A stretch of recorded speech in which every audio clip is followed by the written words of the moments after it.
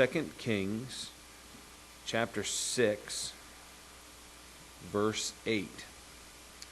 It says there, "Now the king of Syria was making war against Israel, and he consulted with his servants, saying, 'Make camp. My camp will be in such and such a place.' And the man of God sent to the king of Israel, saying, 'Beware that you do not pass this place, for the Syrians are coming down there.'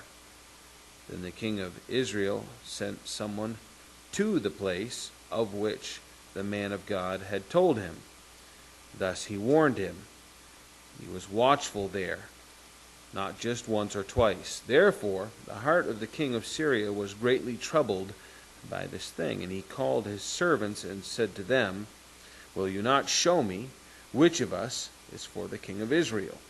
One of his servants said, 'None, my lord, O king, but Elisha, the prophet, who is in Israel, tells the king of Israel the words that you speak in your bedroom.'" So here, this is again Elisha demonstrating that he has the gift of knowledge. The Lord is showing him certain things, giving him insight, and he's instructing the king of Israel as to how to avoid these difficulties that the Syrian king is trying to set up. He's trying to set these ambushes for the king of Israel, and Elisha is warning the king of Israel, and he's avoiding them. The king of the Syrian army, it's interesting as it develops, but he doesn't understand that this is possibly something supernatural. Now, you consider all that we've heard so far. They've conquered Israel, Naaman's come, been healed, now they're sending in these raiding parties, and yet he doesn't understand the supernatural aspect of what's going on. He's thinking that somebody in his ranks must be betraying him. And, we give the guy credit at first. He's not aware that the prophet Elisha has this divine insight. He's thinking that there must be a spy. So he's questioning his generals and putting the pressure on everybody, and they're all saying it's not us. It's interesting that the generals know that Elisha is aware of private conversations that the king has had. The things you're talking about in your bedroom, Elisha is aware of those. Should I wear these socks today or these socks today? And somehow Elisha is aware of that divine insight. And his troops are aware of that the prophet knows it. So reading on, it says in 13, "So he said, 'Go and see where he is, that I may send and get him.' And it was told him, saying, 'Surely he is in Dothan.' Therefore he sent horses and chariots and a great army there. And they came by night and surrounded the city." Now, right away, my mind goes to, okay, you can't have a private conversation without this man knowing about it. You've set ambushes previously, and he was aware of them. And yet you think you're going to use the cover of darkness to sneak up on the man. I think you're missing the point. It's mind-boggling.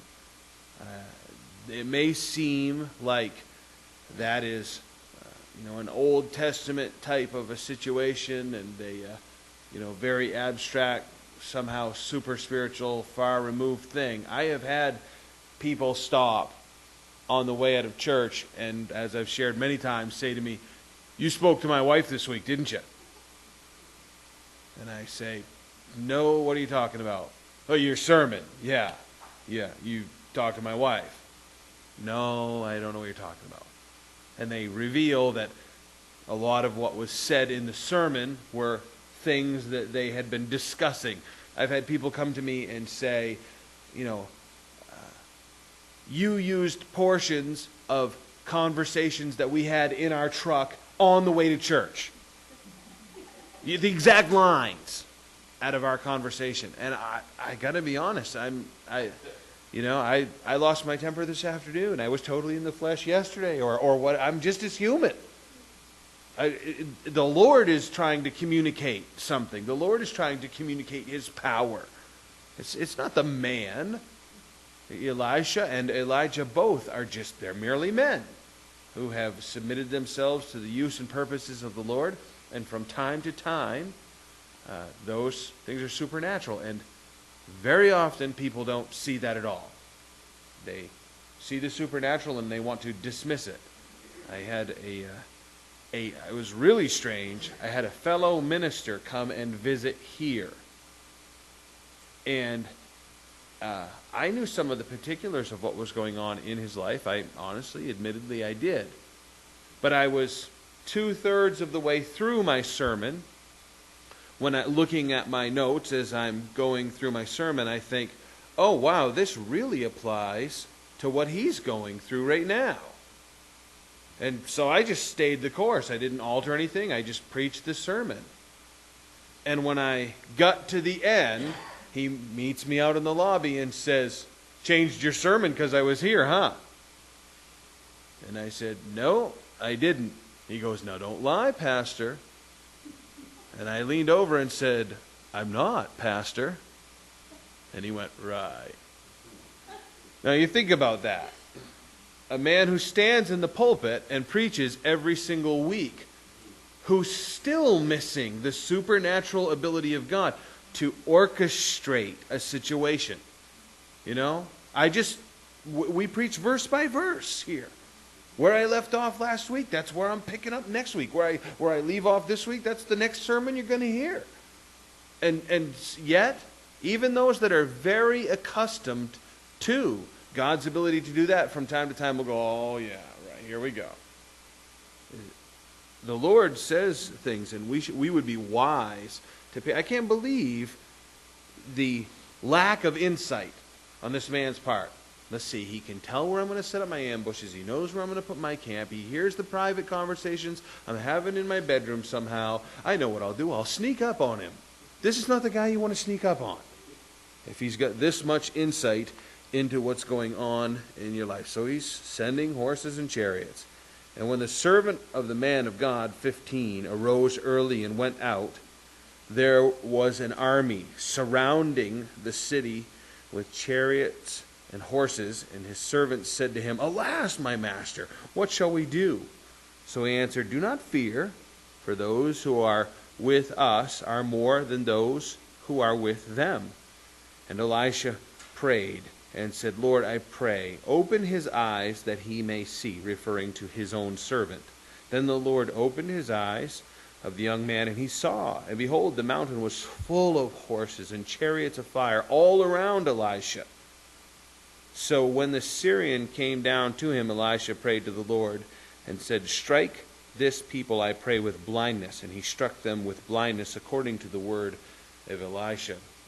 In 2 Corinthians, there's an interesting statement made there. 2 Corinthians 4, verse 18 says, while we do not look at the things which are seen, but at the things which are not seen. For the things which are seen are temporary, but the things which are not seen are eternal. There's a spiritual vision that a lot of people lack entirely. You can try to describe what the Lord is doing in your life, and all they see is church stuff. There's no spiritual vision. You go to church because of fear. Somebody preached hellfire to you, and you go to church because some preacher's preaching something that makes you scared, and so that's why you go to church. And they have all of these things they've mounted up in their mind, and they have no ability to see anything spiritual about it whatsoever. The eternal things are only seen with spiritual vision. You can turn to Hebrews 11. And the Lord speaking again says in verse 27, Hebrews 11, verse 27, by faith, speaking of Moses, he forsook Egypt, not fearing the wrath of the king, for he endured as seeing him who is invisible. If we can fix our eyes upon spiritual things, then the earthly things tend to fade away and we have a greater vision as to what's going on.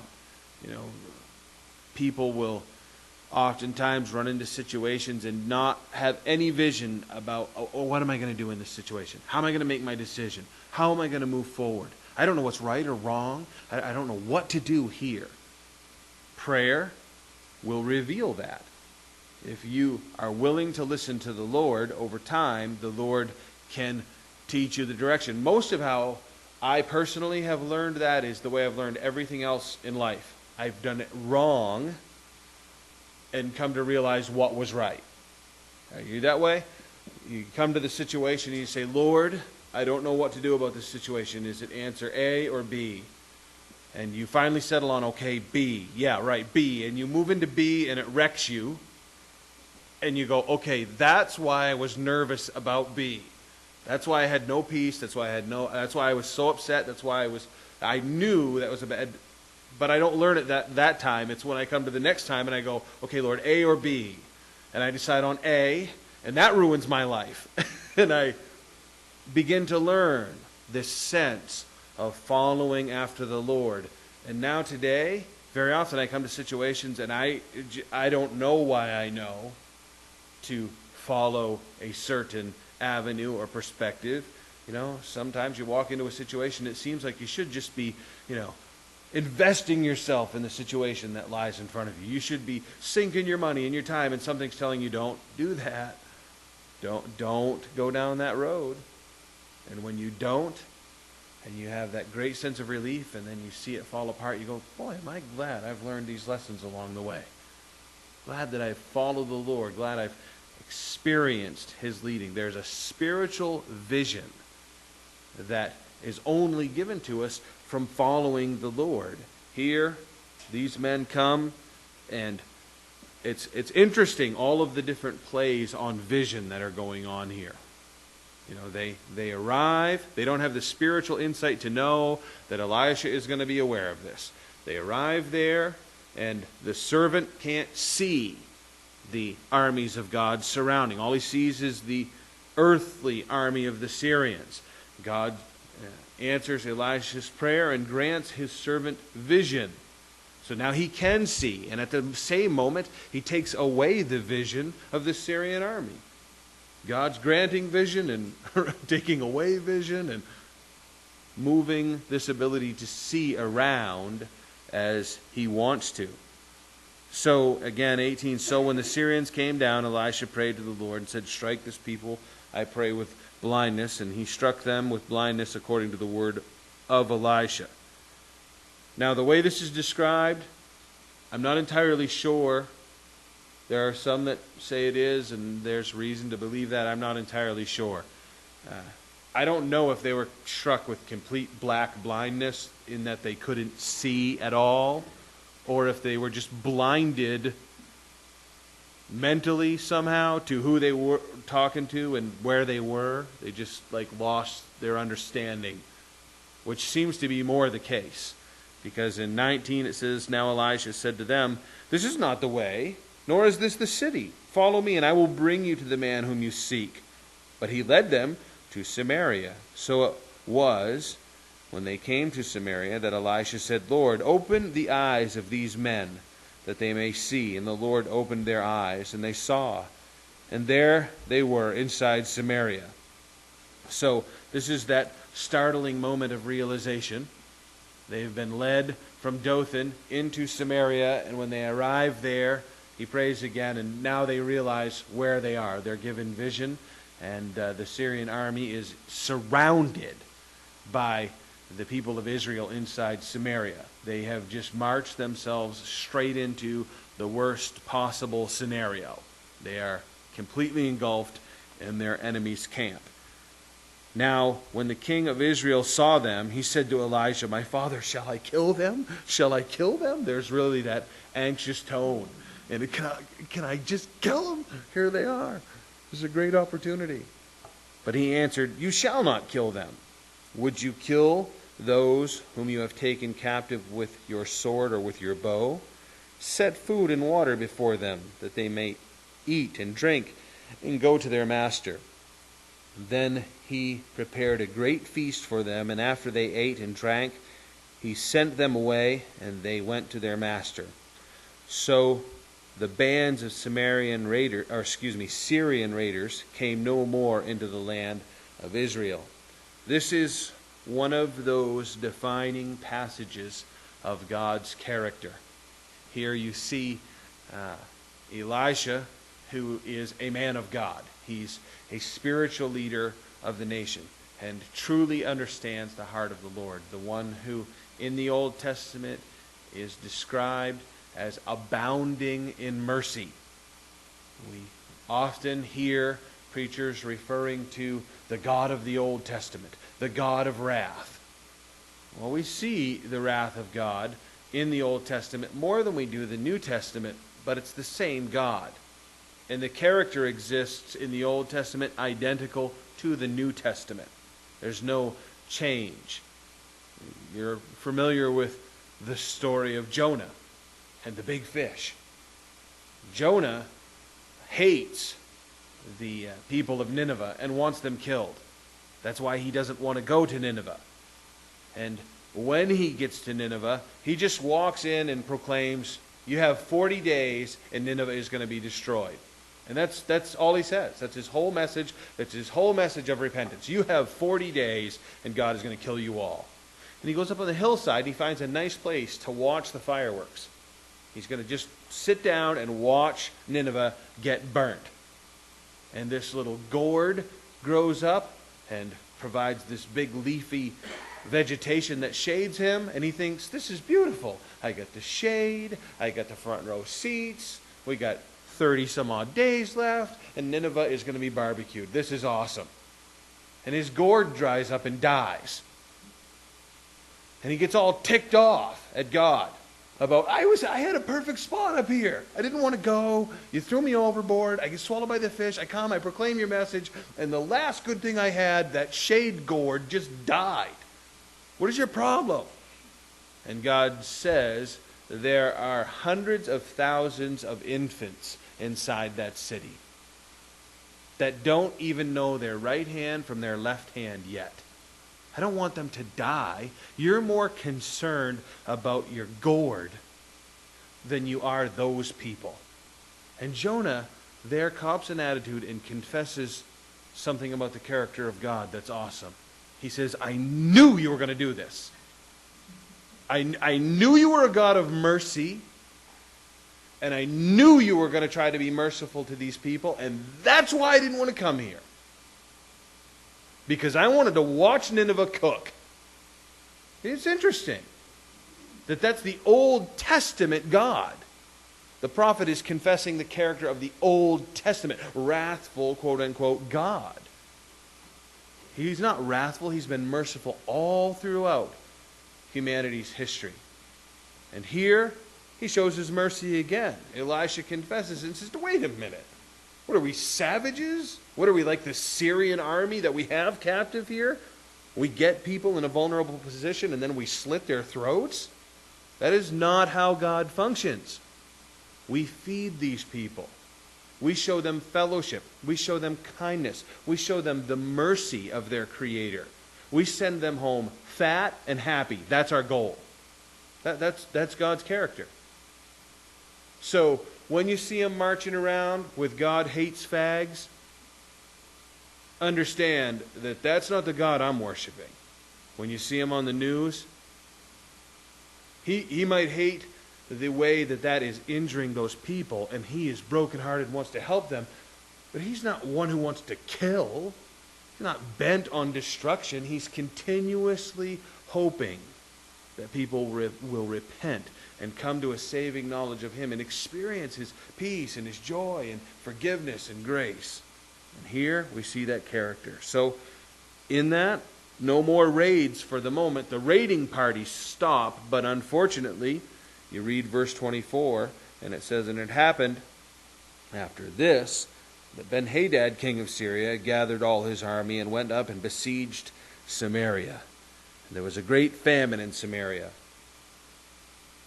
And indeed, they besieged it until a donkey's head was sold for 80 shekels of silver, 1/4 of a cab dove's droppings for 5 shekels of silver." A pint of dove poop was going for, what did it say?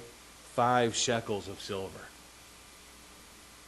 You could eat it because of the seed pods inside it. What are you going to do with a donkey's head? Yeah. Coming over, we're having donkey stew. What? It gets worse. The siege is horrible here. Then as the king of Israel was passing, we read this quickly. This transition is quick. You go from that story into this one. The siege is so horrible you can't believe it. The people are starving to death inside the city. Everything's gone. There's no more supply coming in. The big trucks are not rolling into Walmart. There is nothing being supplied to this city, nothing going in, and we're even going to see nothing going out. They're fighting the dogs for what's left over in the trash can. It's much worse than that. In fact, he's walking on the city wall, the king is, and a woman cried out to him, saying, "Help me, my lord, O king." And he said, "If the Lord does not help you, where can I find help for you?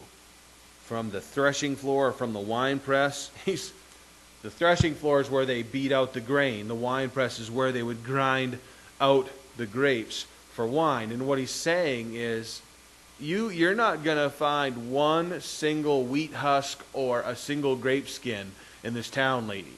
How in the world am I going to help? You go to the winepress right now, it's already been picked over. There's nothing left to eat. And how am I going to help? Unless God helps you, there's no hope for any of us. We are all destitute. The king said to her, 28, What is troubling you? And she answered, this is horrible.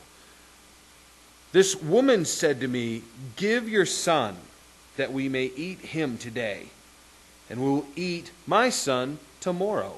So we boiled my son and ate him. And I said to her on the next day, give your son, that we may eat him. But she has hidden her son. This is not, guys, this isn't a made-up story. This is contained in all the historical accounts of Israel. Their historians recorded this siege. Things got this bad. Things were this horrible. These people at this point are probably looking like all the photographs you've seen of World War II concentration camp victims. They are all starving to death, skin and bones, emaciated. And it's grown to a point of desperation that they're turning to cannibalism. And they're offering up the weak, and the children are dying, and so they've begun to cannibalize. It's sick. It's sick. In 30 it says, now it happened, when the king heard the words of the woman, that he tore his clothes, and as he passed by on the wall, the people looked, and there underneath he had sackcloth on his body, the garments of mourning. He was showing that he was in personal torment himself. Then he said, God, do so to me and more also, if the head of Elisha the son of Shaphat remains on him today. You know what's interesting? Those are almost the identical words of his mother Jezebel when Elijah put to death all of the prophets of Baal. The apple doesn't fall far from the tree. The reason that Samaria is besieged right now is because of the continued idolatry of Jehoram. He's followed after his father Ahab. He's allowed the continuation of Baal worship and sin. He himself, while he's put away certain things, as we've pointed to several times, he continues to worship the false gods and the golden calves. And God has pronounced judgment upon them and sent this destruction because they've refused to honor God and worship Him. And so now He's got vengeance in His mouth for Elisha, even though he's the very cause of what they're currently experiencing. That you will see that more times than you care to understand. People will turn their vengeance upon the servant of God over and over and over again, even though their circumstances have been orchestrated by their own stupidity. The servant of God has nothing to do with their circumstances other than the warning about their circumstances has come out of the servant of God's mouth. The servant of God has said, if you continue that, you're going to suffer. Your family's going to suffer. There's going to be suffering if you continue in this line of sin. And when they continue, that's when they turn and attack the servant of God. And that's what you see here. Jehoram's mouth is running. In 32, it says, but Elijah was sitting in his house, and the elders were sitting with him. And the king sent a man ahead of him. But before the messenger came to him, he said to the elders, do you see how this son of a murderer has someone to take away my head? Look, when the messenger comes, shut the door and hold him fast at the door.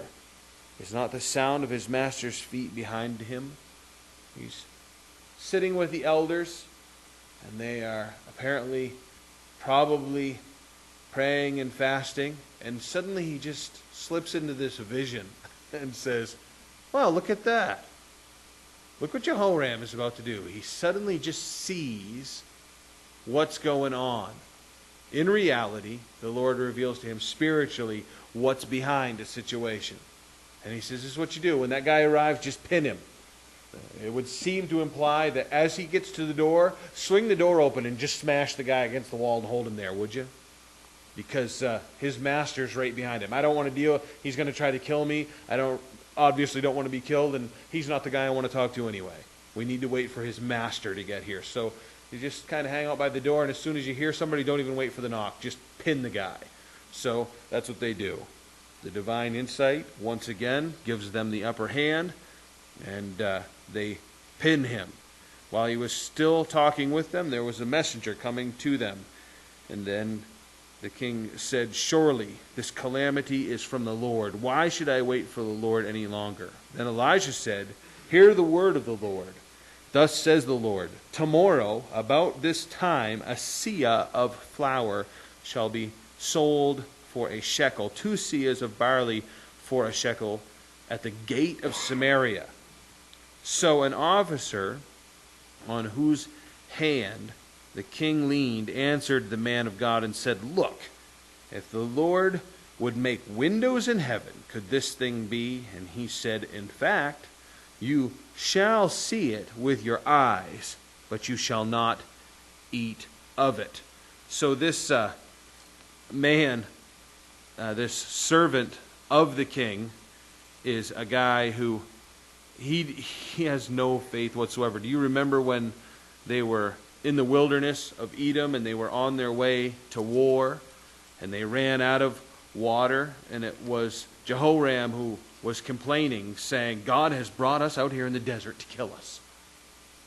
He completely misunderstands what it is that the Lord has working.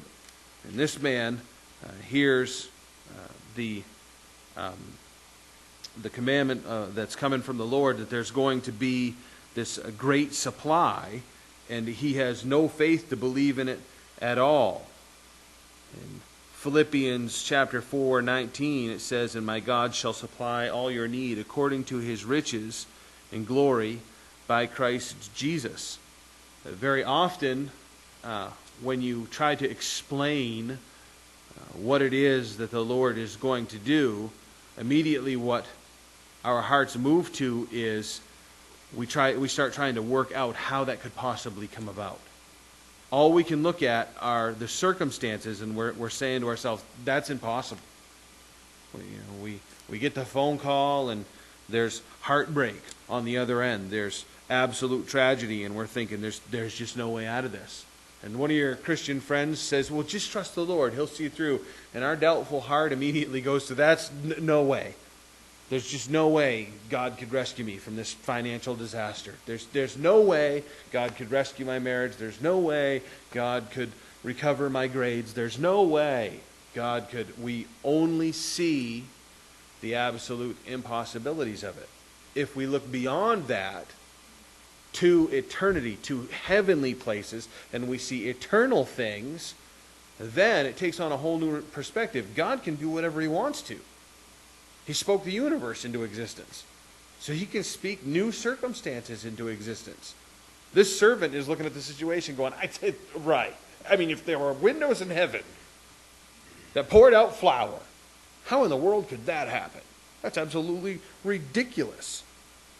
Here, the Lord is trying to communicate to these men what is about to happen, and all that they have is doubt as a response.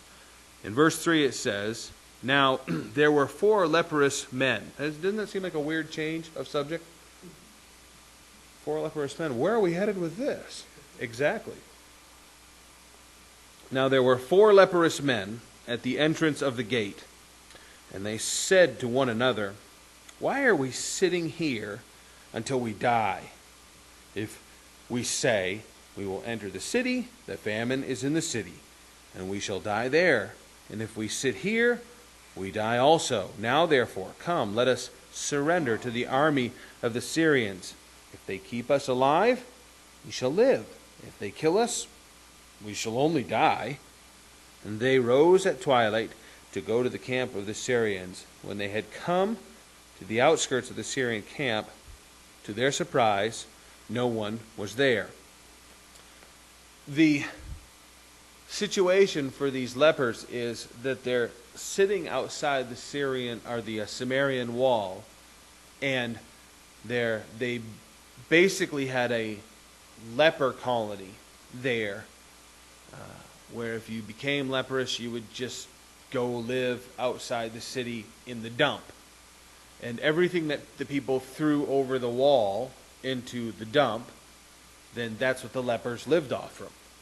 As disgusting as it is, the disease being so hideous and the treatment unknown at this time in history, they were doomed to die, basically, and so they lived in the dump for the remainder of their days, just scavenging whatever they could to survive. Well, the siege has grown so bad and the famine has grown so bad inside the city that nothing's coming over the wall. They're now sitting outside, and there's nothing to even scavenge. The people inside are living in the same degree that the lepers outside were living. So these guys make the decision that we're going to starve to death quickly if we stay here. If we go into the city, the same famine that's outside that we're currently experiencing is inside the city. They're not going to let us in because we're leprous anyway. Maybe the Syrians will be merciful and just throw us a bone. Maybe we can go through their trash heap and just get a little bit of scrap to eat there. And if they kill us, then it'll just be quick and painless. We don't have to sit here and go through the torment of wasting away. So they make the decision to go into the Syrian army. When they arrive, the camp is empty. No one is there. For the Lord, verse 6, had caused the army of the Syrians to hear the noise of chariots and the noise of horses, the noise of a great army. So they said to one another, look, the king of Israel has hired against us the king of the Hittites and the kings of the Egyptians to attack us. Therefore they arose and fled at twilight and left the camp intact, their tents, their horses, their donkeys, and they fled for their lives. And when these lepers came to the outskirts of the camp, they went into one tent and ate and drank and carried from it silver and gold and clothing, and went and hid them. Then they came back and entered another tent and carried some from there also, and went and hid it. Then they said to one another, what we are doing is not right. This day is a day of good news, and we remain silent.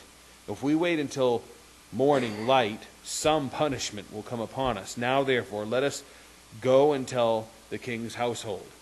So the Lord tricks the hearts. You recall in Judges, as we see Gideon coming down against the Midianite army. He goes to the tents the night before the attack, and he listens. And inside the tents, they're saying, you wouldn't believe I had this horrible dream. It was a nightmare. This huge barley cake rolled down off the hill and came into the camp and just ruined everything. And everybody's like, no way, that's definitely Gideon. We're toast. What kind of thing happens in your heart where you become scared of barley cakes? How does that happen? And yet, it does, doesn't it? Fear takes over. And we come to this place where we're freaking out about the barley cake, It doesn't matter how small or petty the thing is. We can have a hissy fit over the smallest stuff. And that's exactly what the Lord uses here. Some suggest that it was actually the noise of the approaching lepers. These men would often carry metal objects because they were supposed to let people know that they were leprous. So if someone was approaching, they would call out, unclean, unclean, so that people wouldn't bump into them being leprous, trying to stay away from the disease of leprosy. So they would sometimes carry things that made noise. So you hear the clanking and you start looking around and, oh my goodness, there's a leper over there, and you would make a wide berth around him. It may have been that as these lepers approached, these Syrians sitting in their camp hear the noise, and somebody starts the story. Before it's all done, the panic rises, and one group takes off. And as they're tearing through the camp, people are going, where are you going? The Hittites and the Egyptians, they're on their way. And everybody just drops everything, and they bolt. They don't even untie horses. They don't climb aboard chariots. It's just a foot race to get out of the way. They leave dinner on the table. Literally, these lepers walk into the tent and, hey, supper's on. They just take their place at the table and eat. And they've eaten to their full and said, wow, look, silver. And they've taken that away and hidden it. And after they've done that a couple of times, somebody realizes, you know what, guys? This is going to get us in trouble. Somebody's going to find out that we were here and we didn't tell them. We should definitely take this good news in and tell the people. Especially now that we've gotten our fill. Hey, right? We don't have to wait in line. Let's go tell the people. So they go.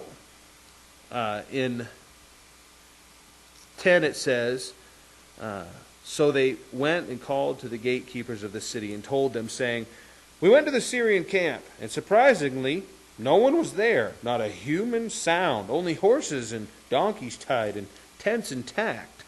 And the gatekeeper called out, and they told it to the king's household inside. So the king arose in the night and said to his servants, let me now tell you what the Syrians have done to us. They know that we are hungry. Therefore they've gone out of the camp to hide themselves in the field, saying, when they come out of the city, we shall catch them alive and get into the city. And one of his servants answered and said, please, let several men take 5 of the remaining horses which are left in the city. Literally, the 5 remaining horses. Those were some scared horses. We'll take the last 5 horses that remain in the city, and look, that they may either become like all the multitude of Israel that are left in it, or indeed, I say, they may become like all the multitude of Israel left from those who are consumed. So let us send them and see. Therefore, they took 2 chariots with horses, and the king sent them in the direction of the Syrian army, saying, go and see. And they went after them to the Jordan. And indeed all the road was full of garments and weapons, which the Syrians had thrown away in their haste. So the messengers returned and told the king. Then the people went out and plundered the tents of the Syrians. So a seah of fine flour was sold for a shekel, and 2 seahs of barley for a shekel according to the word of the Lord. So that's interesting. It's neat, but there's a further fulfillment that's coming in this story that's quite intriguing. They go and check, and what the situation is as the armies fled, the fury just grew, and men were in such a fevered sense in the darkness of getting away that they're just throwing their weapons away, and they're shedding their armor, and they're getting rid of anything that'll slow them down. Because all they want to do is haul butt home. They just want to get away, thinking that surely they're about to be killed. So they just shed everything right down to their running shorts, and they're going for all they're worth. And so these guys just follow a trail of arms and weaponry and armor and all the way to the Jordan. And when they get there, nobody's there. They're just all gone. All the footprints lead right into the Jordan. The army has left. So they go back and tell them, and sure enough, all that was said about the flour and the meal comes true. In 17, now the king had appointed an officer on whose hand he leaned, same guy that doubted the situation before, to have charge at the gate. But the people trampled him in the gate, and he died, just as the man of God had said, who spoke when the king came down to him. So it happened, just as the man of God had spoken to the king, saying, 2 seahs of barley for a shekel, a seah of fine flour for a shekel, shall be sold tomorrow about this time in the gate of Samaria. Then that officer had answered the man of God and said, Now look, if the Lord would make windows in heaven, could such a thing be? And he said, In fact, you shall see it with your eyes, but you shall not eat of it. So it happened to him, for the people trampled him in the gate, and he died. His end was because of faithlessness. Faithlessness. If only he had believed, if only he had waited upon the Lord. You think about the New Testament where the countrymen of Jesus Christ doubted him, doubted his abilities, doubted who he was. And it's recorded there in the scripture that not many miracles were done in that town because of unbelief. I'm dumb enough to just trust the Lord for whatever he's going to do. I hope you guys can forgive me for sharing personal examples over and over again, but when we started this Bible study in this town, it was growing and consuming a lot of more responsibility, and I prayed and asked the Lord that if he wanted me to move down here from where I was living in Heartland, actually almost 2 hours away, that he would just make it obvious that if this was going to be more than a Bible study, that he would just do it. And on a Friday night, Lori and I prayed that together, that whatever the Lord's will was, he would just do it and make it obvious. If we were supposed to move down here, then we would just do that. And we get up Saturday morning, and we were having pancakes with our children, and there came a knock at the door, and it was my landlord. And he said, I know you've got a year lease agreement with me, and I really hate to do it to you, but I just sold this place yesterday. You have 30 days to move. And he just handed me the notice. And so 30 days later, we packed up and moved. It was an interesting move. You know, we had many, many years, almost at that point 15 years of marriage and 3 children and a whole 2-story house and basement and garage, all full of belongings. And I had 16 friends come over with an 18-wheeler, and we loaded the whole house into the 18-wheeler in 51 minutes. We drove to our new house, and we unloaded. Lori, we've moved so many times. Lori had labeled every box and numbered it, so she knew what was in every box according to number. So she stood inside the doorway, and when these men unloaded the truck, she just went, you go to that room, you go to this room. In 47 minutes, we had the truck unloaded and in the house. Here we are. The Lord does what he wants to do. The Lord does it. If we will trust him and wait upon him, sometimes when the knock comes at the door, you think, move? What? Trust the Lord. You'll see. Maybe the move won't happen. Maybe it will happen. Just trust the Lord. No matter how crazy the situation may look. You never want to be in the place where you're in the situation that you get trampled in the gates because of your unbelief. The Lord will plow you over if it has to. So, wait upon Him. Trust whatever He's doing.